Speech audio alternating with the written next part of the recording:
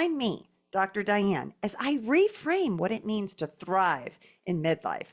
Subscribe now. Your session starts now. Good morning, Dr. Rachel. So happy to have you on Reframing Midlife. Rachel, please tell my followers a little bit about yourself and maybe how we met. Sure. So first, thank you so much for having me. I'm super excited to be here with you today, talking about one of my favorite topics. So I'm a clinical psychologist in New York City. I have a private practice, and I am also clinical assistant professor in the Department of Psychiatry at the NYU Grossman School of Medicine. Previously to my private practice, I did work at Bellevue Hospital in NYU. And I'm also a speaker. I'm seen in media. I like to add that I'm a mom to two little ones. So yeah, and I think we met. It's been a while now. We've known each other for a while. Somehow through Instagram. I don't really remember exactly when, but we've met through Instagram, and I love the connection and the relationship, friendship that we've been able to build through social media throughout the past several years, actually. Yes, and Rachel, I didn't say your last name, Goldman. If people want to find you, you're in New York and you're being very humble, but you were on Oprah's show. Please tell my followers about that because that was huge. Yes, it was. And I usually only mention it when other people mention it. But yes, I was actually on stage with Oprah twice, Oh my, um, which amazing. was an incredible experience. And actually, the first one was about a year ago, and the other one was just a few months ago. So Oprah had two specials related to the treatment of obesity and body image and weight.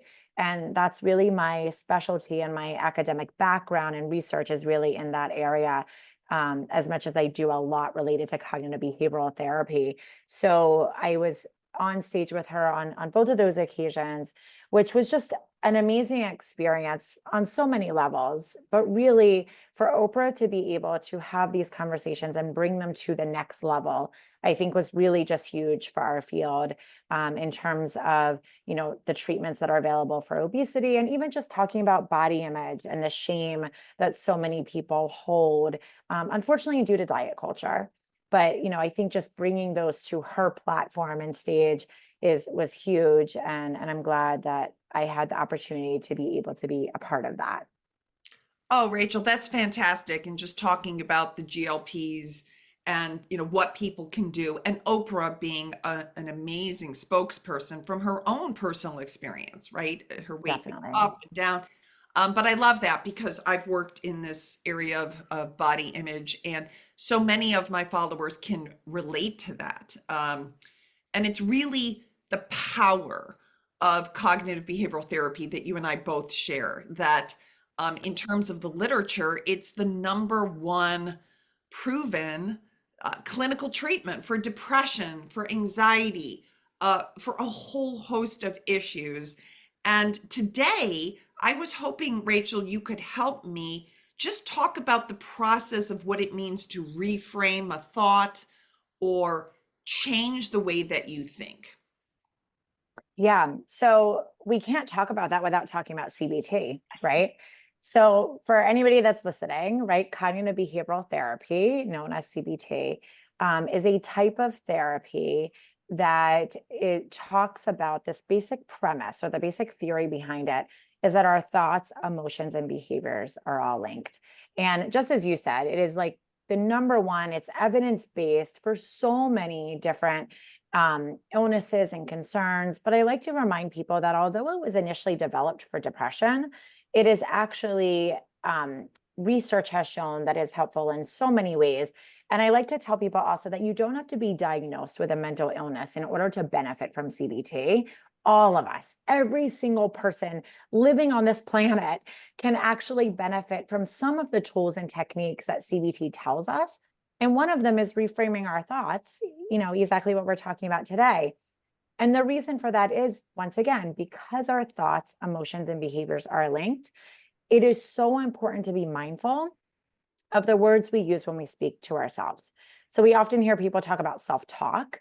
Mm. That's what we're talking about, right? The conversation we have with ourselves, the thoughts that we have, every day. And there's so many thoughts that our brain is giving us and thoughts that pop up all day long, but they're just thoughts. They're not always facts. And then, because they're going to impact us so much, we have to think about, is this a helpful thought? Is this an unhelpful thought? And if it's not helping us, and I like to remind people or kind of like pause there and say, how do we know if it's not helping us, right? So if it doesn't make us feel good, it's not helping us. And then we can do something with it, right? We can either kind of just remind ourselves, well, that's just a thought. I can like disregard it, or we can actually change it, tweak it, reframe it, challenge it in a way that is more helpful to us. Rachel, I wanna pause for a minute there because I think this is so important, this link. And I tell my own clients, of course you feel the way you do because you think the way you do, right? And Exactly. that's oftentimes the problem that people come, right? Because they're having anxiety as a result of their thoughts. They're having depression as a result of their thoughts. So if they want to feel different, they need to think different. And Exactly. that's the key when it's an unhelpful thought. Okay. Exactly. And it's so powerful. I mean, what you Yes. just even said, the way that you worded that, I think is so powerful that, we do have control over some of this, right? We can make a choice to listen to that thought or to sit with it, move on, or to change it. And that's where I think it becomes even more powerful that we can feel empowered to be able to take control of this. Perfect. So, Rachel, maybe help me then talk about, okay, that's the model, the cognitive model. You have a thought, and then you have a feeling, you have a reaction as a result, because there's also a behavior that's usually associated with that, right? So if you want to change that, so how would someone, if they've identified an unhelpful thought, what would they do next? Yeah. So if we've identified a thought isn't helpful because it's not making us feel good, we can pause, right? And a great technique of CBT actually is then to examine the evidence, right? Yes. So we kind of put this thought on trial and we're like, where is the evidence? Where is the data? And I know you and I love the data. We I love the love data, right? data. Love the data. Yes. Where is the data that this thought is true, Yes. right? So for instance, we can, I don't know if you have a thought that you want to use relevant to midlife to use as an example. There's nothing I can do. It's just, I'm just getting old. Okay. So if we were to have the thought, there's nothing that I can do, I'm just getting old, we could pause and say, where's the evidence that there's nothing that I can do? And I'm going to emphasize that first part of that statement because the I'm just getting old might be a fact. I am getting old, right? We are all getting older. We are all evolving and growing. Fact. We can't go backwards, unfortunately. But there's nothing that I can do. Actually, there is no evidence that there is absolutely nothing that you can do. There actually is evidence that you can do some things. So it's not helpful to say to ourselves, there's nothing that I can do. Instead, we could tweak it. And I like the word tweak because change sometimes can feel really overwhelming, but we can tweak the statement by just changing or tweaking a few words, right? So a more helpful thought in that situation might be, I'm getting older and there are some things that I can do to help the situation. Or, and I'm going to try my best, right? So, what I really like to emphasize, and when we tweak this thought or reframe it, is that it doesn't have to be the complete opposite. It Hun- doesn't have to be super positive, right? It That's could be like actually a progress. I'm exactly trying, I'm right. working on it. Yeah. And I love that progress aspect of it because if we were to jump to it that like I have complete control, I'm going to succeed, what happens if you don't? Right? So we don't want to set ourselves up for failure by making a super positive statement. Making it kind of more neutral in that gray zone, in the progress kind of realm is more helpful. But once again, if we say there's nothing I can do, it doesn't feel good. And then what would our reaction be if we're not feeling good? We probably, I don't 100%. know. I'm You thinking I feel would lay back in bed and just be like, oh, well, that's right. that. You feel helpless, hopeless. You Exactly. feel anxious, depressed. And then the behavior would be that you would do nothing. You'd go back to bed. You'd Exactly. say, the hell with it. Um, Right. So the first step is to identify if the thought is unhelpful, and then let's examine the evidence. Once we examine the evidence, if we notice or we realize that it's not a true statement, then we can tweak or reframe the thought in order to work for us. And I think that's the key, because we want to feel better. We want to react differently. So we have to reframe the thought in order to work for us, which is going to help us feel better. and I loved what you said, that I tell people it's like if I have a thought and I put it in there, no wonder you feel and think the way that and act the way that you do. But I need to replace it with a thought that I believe to the same extent, Right. right? And to your point, if you have this Susie Sunshine thought that like I have complete control over everything, that's not entirely true. And I would say, it's kind of like the Nike just do it. It's like it's nice, but it doesn't quite fit. So you've got to Exactly. find a Right. reframe or a new thought or a tweak, a softer thought, a more Mhm. neutral thought that you also believe. Exactly. I love that you added that part, because if you're not going to believe it, it's also not going to work, right? You might say it once and be like, well, that's BS. But with the same thing, we also have to understand that with repetition, we Yes. do start believing things differently also, and we can internalize them. So we may not 100% believe it yet, but we have to at least be willing to try. And eventually, the more self-talk, the more we tell ourselves, the more we will believe it. 100%. And it's what you keep saying to yourself, and then you get some success, right? Because then the Exactly. behavioral part, that's the cognitive behavioral, then it changes my actions. I communicate to myself. I end up start working out, for instance, maybe, or start changing my diet in midlife. I know I've been on a health kick of really seeing what I can tweak, right? Love it. What Yeah. I can't. And then I start having some success, and then I want to do more of it, right? Right. Because then the motivation is there. There's different motivation, Right. right? And that's also why we don't want to have complete overhauls, Yes. right? Because that's really scary and overwhelming. But the small tweaks that you just talked about is going to give us that little feeling of success, which is going to give us a different sense of motivation, which is going to let us keep going. And that's the key. It's not just what we do today, it's what we do today, which then helps us do more tomorrow, et cetera, et cetera. 100%. But we only want to focus on the today. We don't want to jump too far ahead either and get overwhelmed. Right. Yeah. But for so many of my depressed clients or anxious, they'll say, I'll do it when I feel motivated. And I'm like, no, no, no, no. No, That's the wrong thing. You're right. You waiting. got to start today. Exactly. You got to have to Yes, do the behavior, start having some success. Then you feel motivated to do more. exactly. Right. Right. But Right. you can start with the teeniest, smallest little thing, Yeah. right? Like I like to always ask when I give my presentations or speaking engagements, or even some clients, I might say, I want you to think about one thing you can do today that's Mhm. going to help you move in the right direction of feeling better, right? 100%. And it might be, I'm going to go outside on a walk. And you Yep. might not you probably will feel better today, but whatever it is, you might not think that it's going to make a big difference. But by just taking that first step, we feel more in control. And 100%. that's the key. When we tell ourselves things like there's nothing in my control, we literally feel like there's nothing in our control. And then, like you said, we feel hopeless, helpless, etc. But just making one small tweak today changes how we feel, changes that reaction, and it becomes a positive cycle, right? Instead of that vicious cycle, it actually becomes kind of this positive cycle that keeps us going. It gives us that momentum. So, Rachel, this is wonderful. Besides the question of what's the evidence, are there other questions you should ask?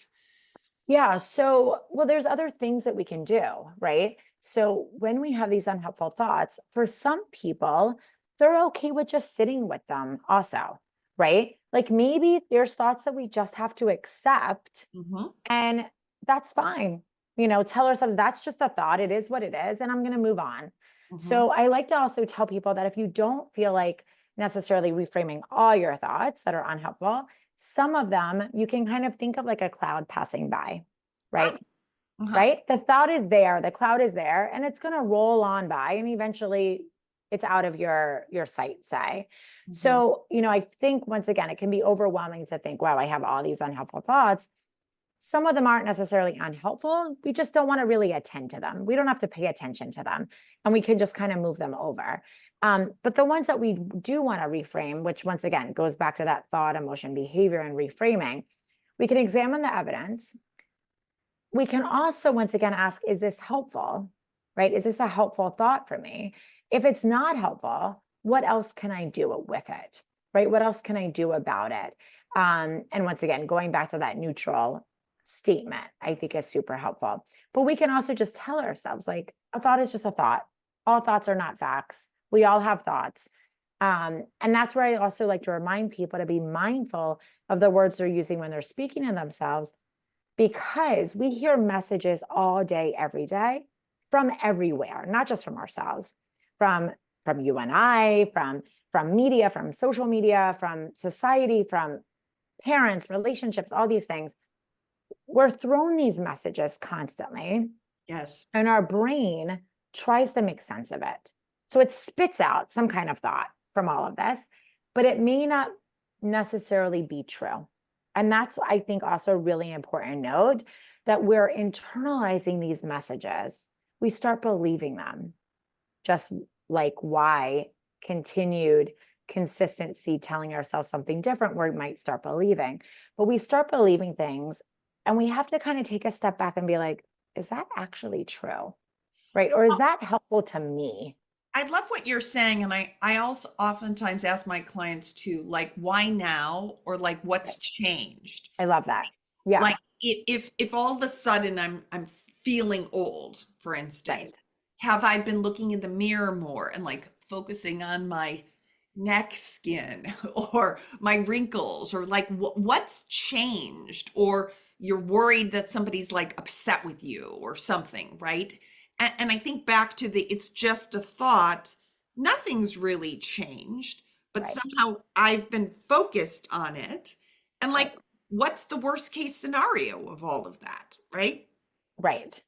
So I love that you said that, because I often say that too. And once again, that's the data, right? If somebody says, XYZ, or like, I'm not feeling like, a lot of my clients, a lot of people actually struggle with sleep, Yes. right?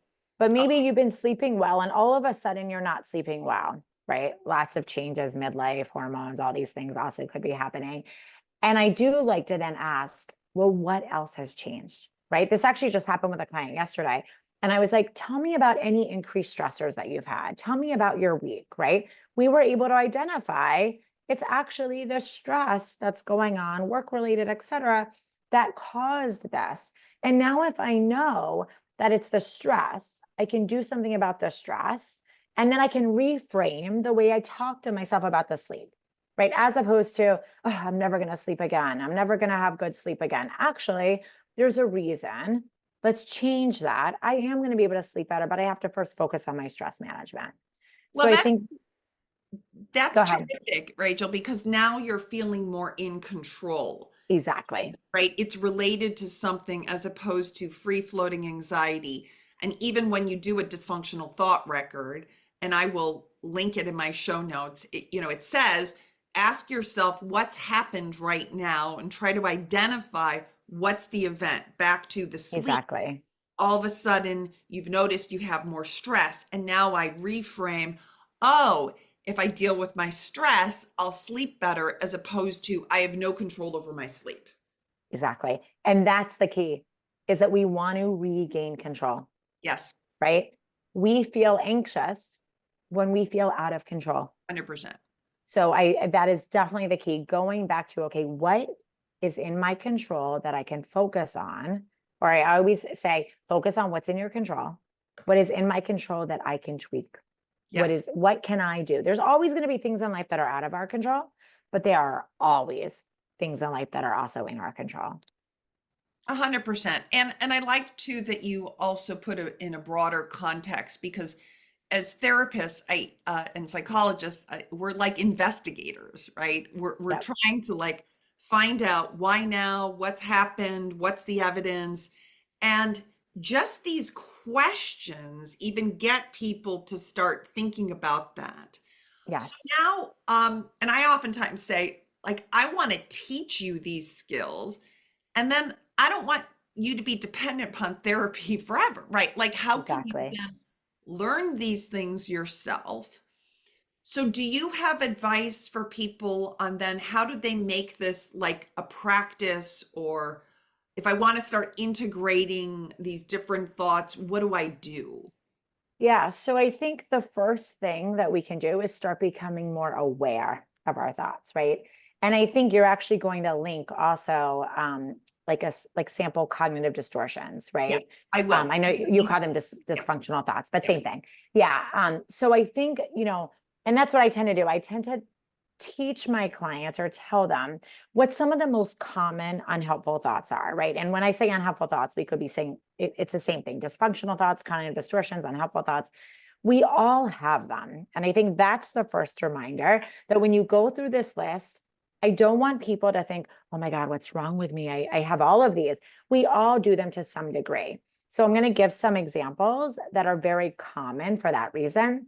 One is all or nothing thinking, Yes. right? That always or nothing. Like, I'm never going to do this. I'm always going to do this.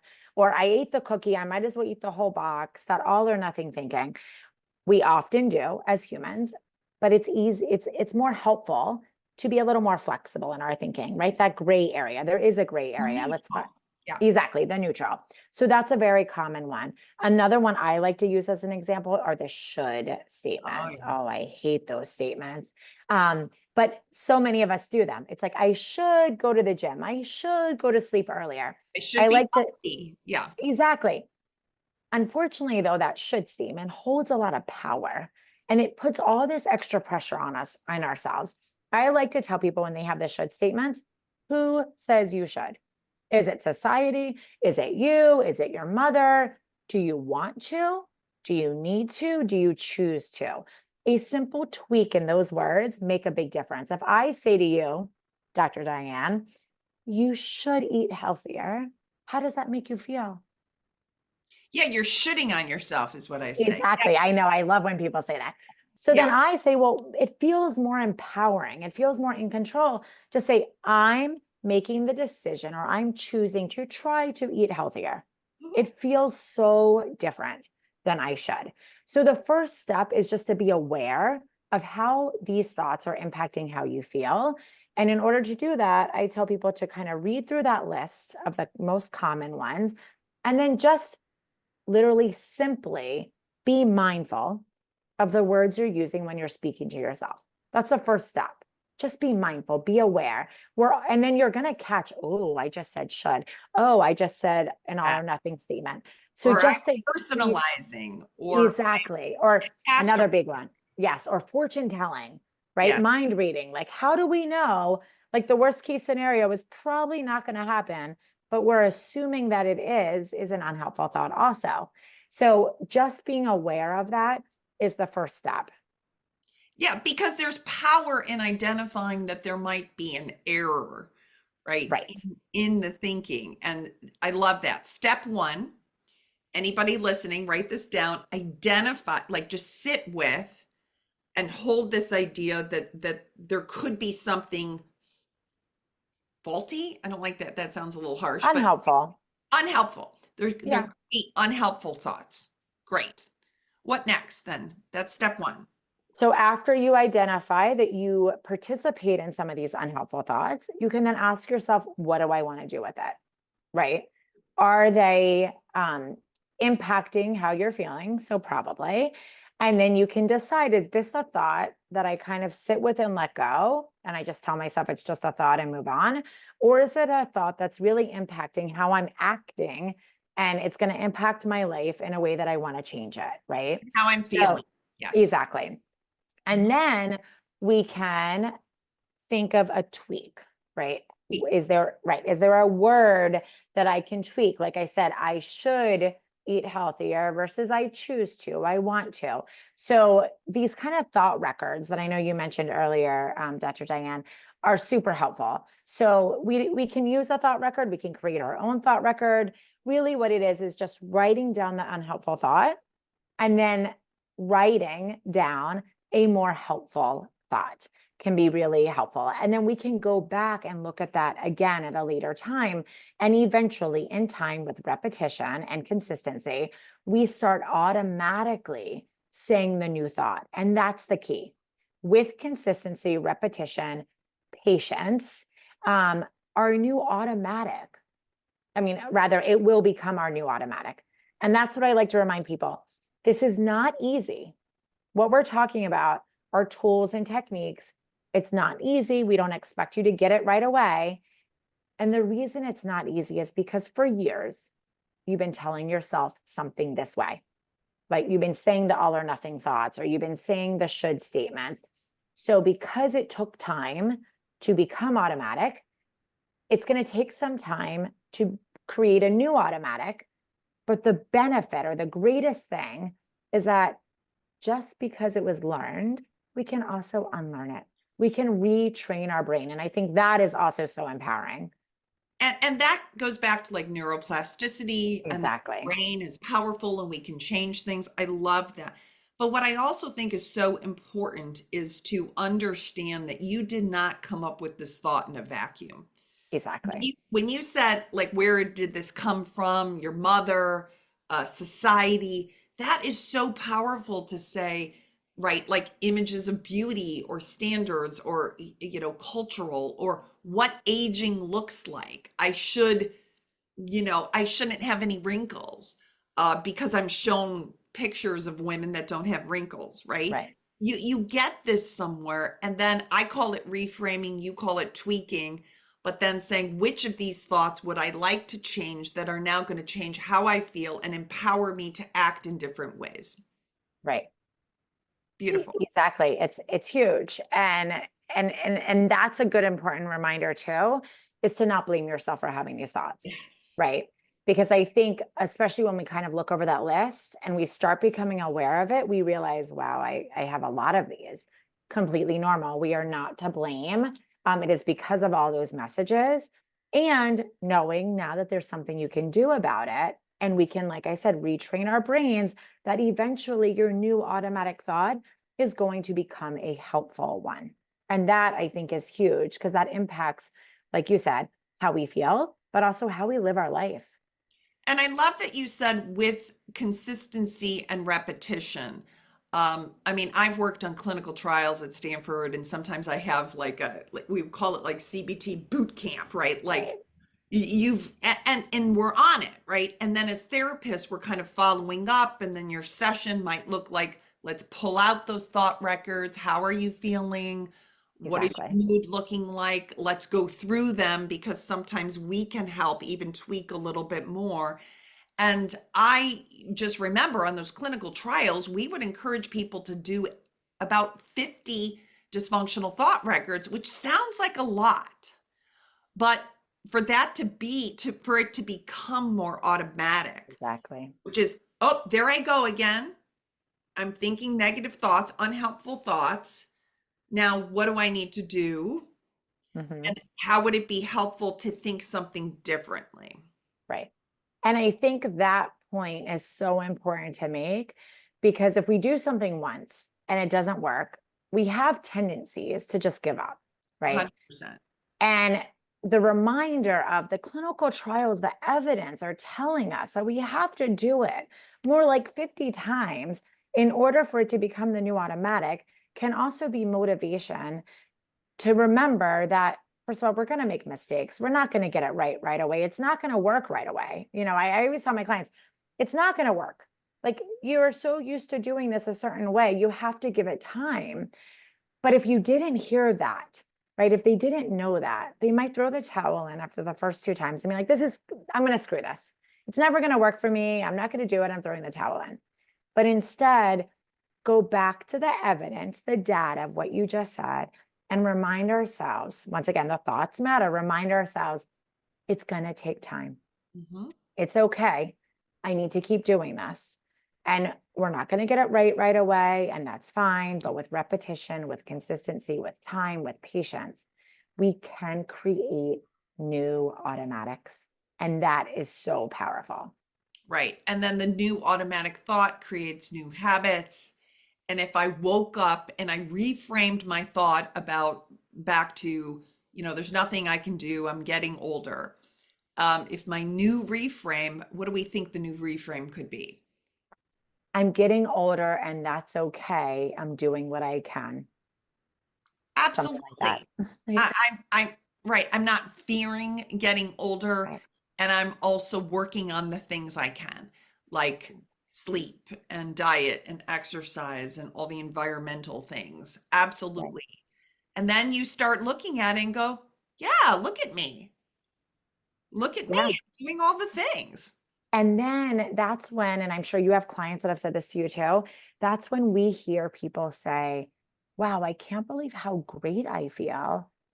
Even though I'm aging, even though I'm getting older, even though I'm this age, I hear so many people say they feel healthier, stronger, more in control, more grounded than they ever have.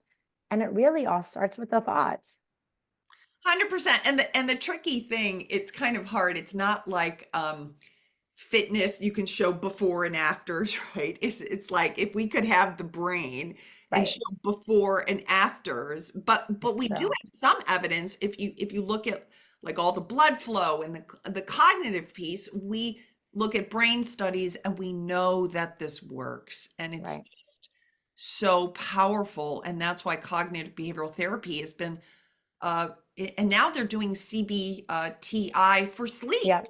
I was right? just going to say that. Yeah. Doing groups, and people are Yeah. talking about how it's so common to have sleep apnea later in life, believe it or not, and Yeah. how the groups are so helpful because you start working on all the behavioral things and you start to feel more in control of your sleep. Right.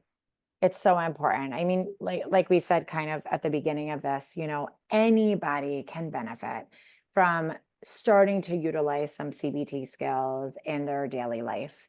And I think it's also, like I said, very empowering to know that there's things we can do that we're not doing yet, Yeah. right? We can take back that control, and that makes a big difference. So we'll wrap up, but what I also hear, so step one, identify. Step two, what do I want to do? Step three, tweak it.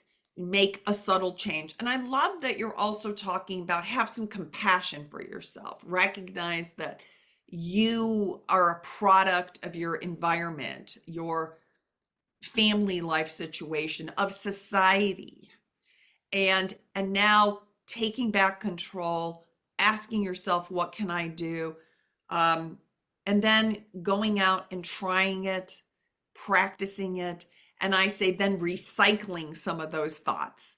That's where it's Exactly. like the positive reframes. I'm doing what I can, Yeah. and just reminding yourself of those things. Yeah. And the key is that practice that you Yeah. said too, right? So practice, practice, practice.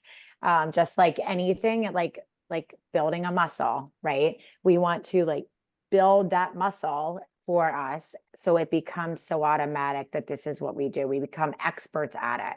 And I think, that's the key is us providing these tools to our clients, to the listeners, to be able to learn to do this on themselves and with themselves is so important. Dr. Rachel, tell my followers how they can follow you. Are you taking clients for CBT? Because you're in New York, I'm in California. We have to practice within our states. Just Right. tell people how they can be in touch with you. Yeah, thank you. So I'm on social media at Dr. Rachel NYC. My website is also drrachelnyc.com. And I always like to remind people social media is not therapy, but I Yeah. am happy to connect. And if you have questions or if I can provide resources, please feel free to, get in touch. And the question of, am I taking clients is always a maybe. I'm kind of full with a wait list, but if it's the right fit, you're in New York, it fits in the schedule, we can try to make something work. And if not, I do have an associate that works with me as well. So yes, the I would say just reach out to me. And then on your website, they can follow what you've got going on. Maybe go back to even that Oprah interview, which I thought was fantastic. And Thank you. Yes. just bringing visibility to our field, where oftentimes we can be inundated with coaches or nutritionists or other people, but bringing a psychologist in, I think, is just so critical on these very Yeah. important topics. Yeah, I agree. And I actually launched a newsletter a few months ago. Right. So that monthly newsletter also highlights those kind of media things that I've been doing. And we'll make sure that we put this in our newsletter as well. So yes, absolutely. And thank you so much, Diane, for having me, for doing all that you're doing. I've really loved our connection and following each other and supporting each other throughout the years. And you're also doing such incredible work. So thank you. Well, Rachel, thank you, Dr. Rachel. We need more psychologists in the field talking about the power of cognitive behavioral therapy. And because my podcast is called Reframing Midlife, I wanted to tell people what that actually means. And you have been so helpful to lay that out, to give actionable tips about what to do and how to tweak your thoughts. I love it. So thank you so much. Thank you. Thank you so much for checking out my video on reframing midlife. Make sure to hit the subscribe button, leave a like, a comment, and share with other people like yourself. Let me know what you're struggling with in midlife. Let's create a community of like-minded women. For more information, go to my website, dr-diane.com, and subscribe to my newsletter. Your session is over. We'll talk soon.